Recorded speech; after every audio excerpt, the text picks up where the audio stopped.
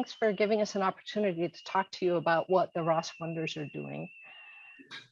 We started, as you may know, in 2015 with just a group of people who wanted to do something to improve ROS1 cancer outcomes.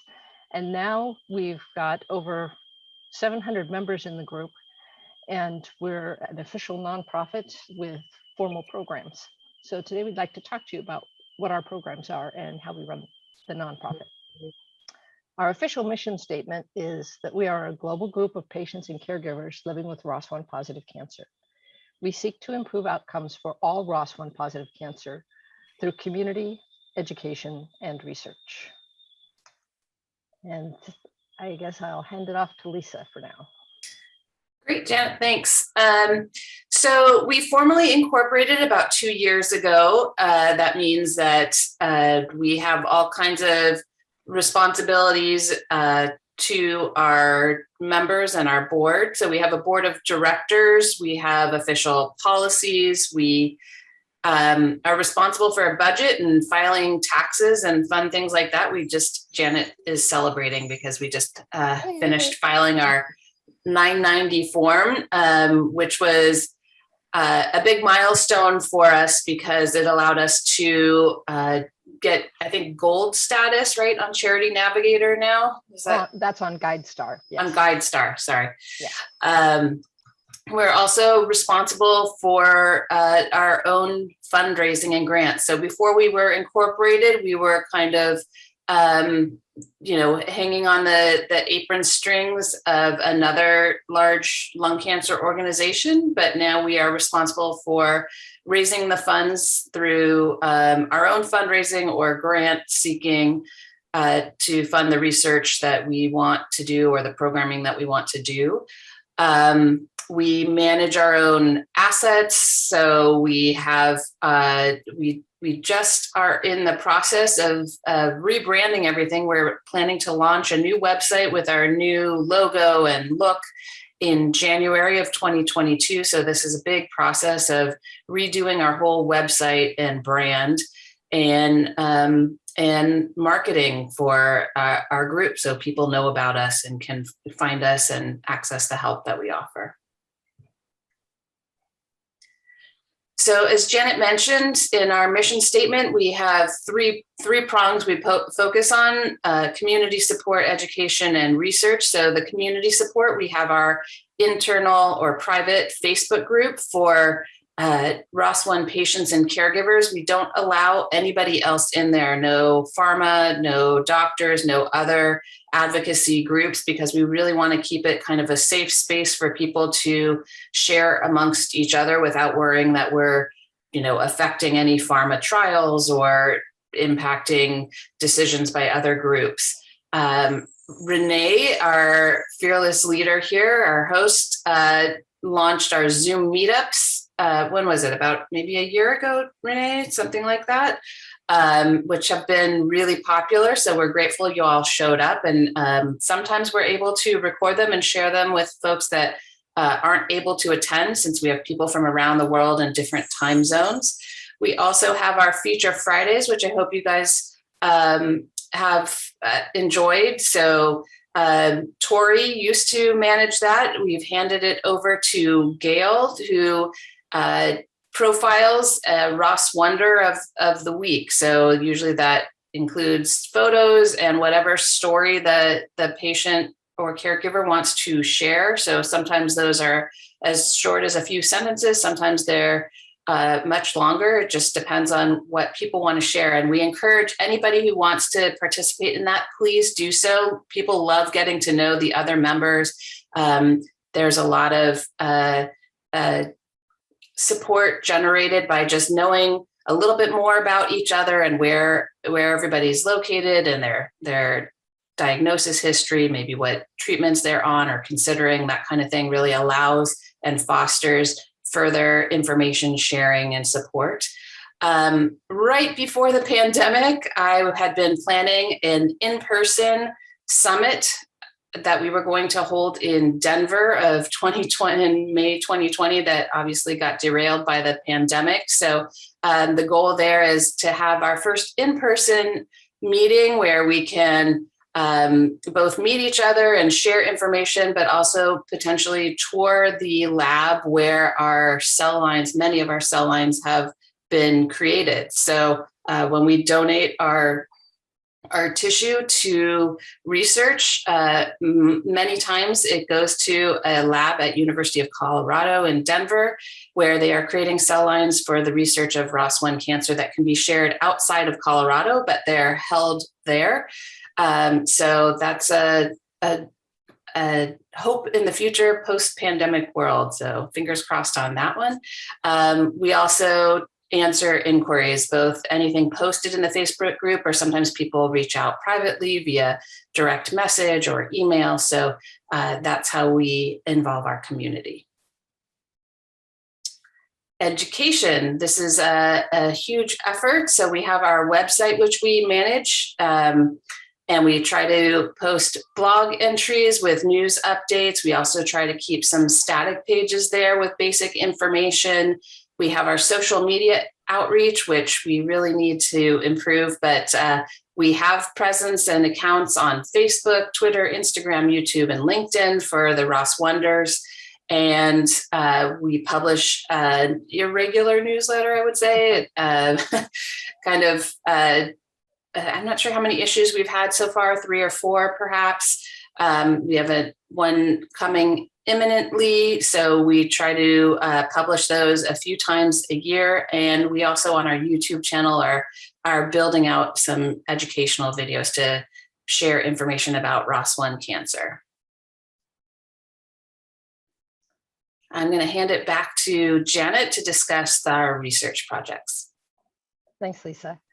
So our focus on research is to try and improve patient care and also outcomes, and try and also help patients find the best treatment option, since many providers are not familiar with ROS1.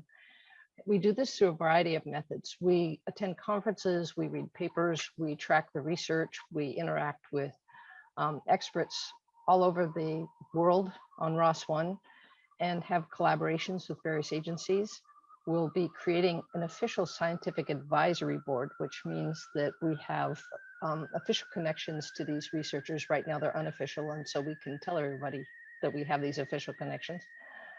And then we have 3 other items that I'm going to highlight: the ROS1 Cancer Model Project, ROS1 Research Roundtable, and the ROS1 Shark Tank, which gives out seed grants. On the Cancer Model Project, our goal is to help generate and distribute cancer models of ROS1 that lets the researchers study biology, treatments, resistance, and develop new tests to identify our disease. And you can see it down in the lower right corner. That is An Lee, who's holding it. He's the magician that makes our cell lines at University of Colorado. That is what a cell line looks like when people are using it. It's a bunch of cancer cells in a suspension that keeps them alive indefinitely. And then they can do research on them. An example of the research is they might put cell lines in each of a whole bunch of test tubes and then put in different concentrations of drugs to find out which one overcomes resistance to the particular resistance mechanism it might have. You have to have cancer models to study cancer. And when we started this project, there was at most a handful of ROS1 cell lines in the entire world. And there are now 9 that we helped to create, and hopefully we'll be able to make more. The approach we have to this is that we partner with facilities that are known for being capable of making good cell lines and characterizing them.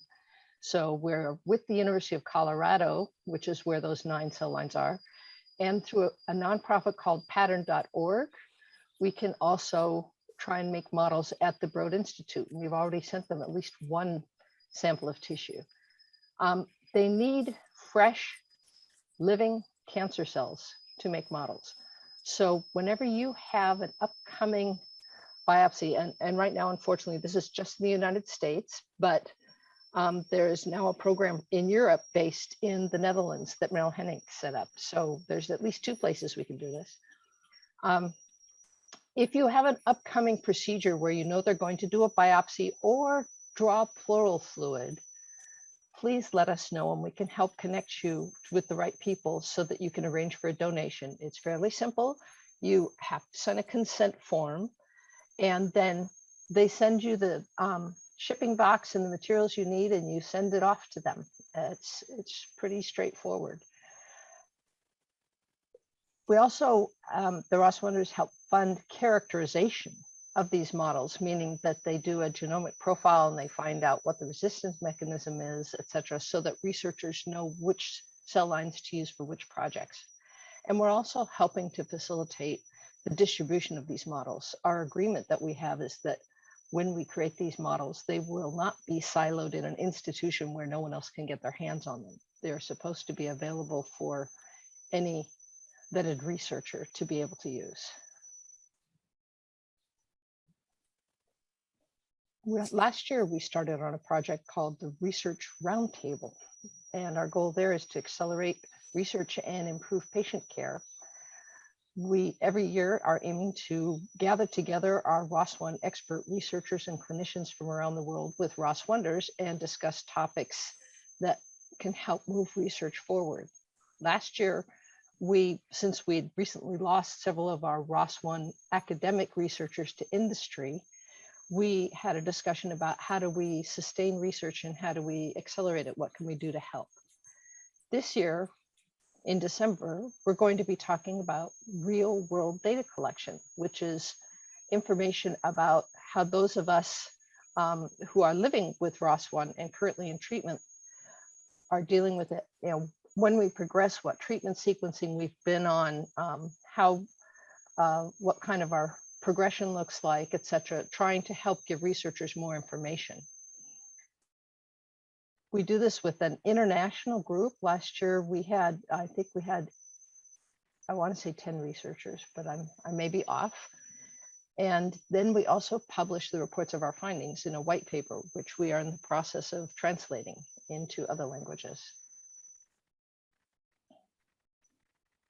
Our new project this year, which we have never done before, is a ROS1 Shark Tank. And the picture down at the bottom is what Shark Tank looks like on television.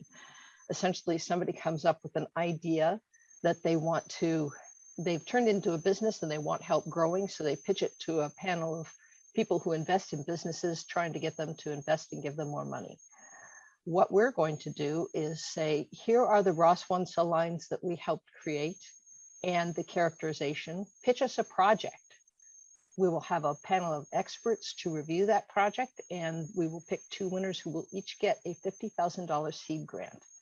Now, $50,000 isn't enough money to set up a research laboratory or to study ROS1 full time, but hopefully we'll attract more researchers to the field and help them develop evidence they need to then go after larger grants, like from the National Cancer Institute. So a summary of all of these things we've been talking about is here in a flyer that we created for World Lung last year, and we will post it again in the Facebook group, and anybody who wants it can download it and use it to share with people.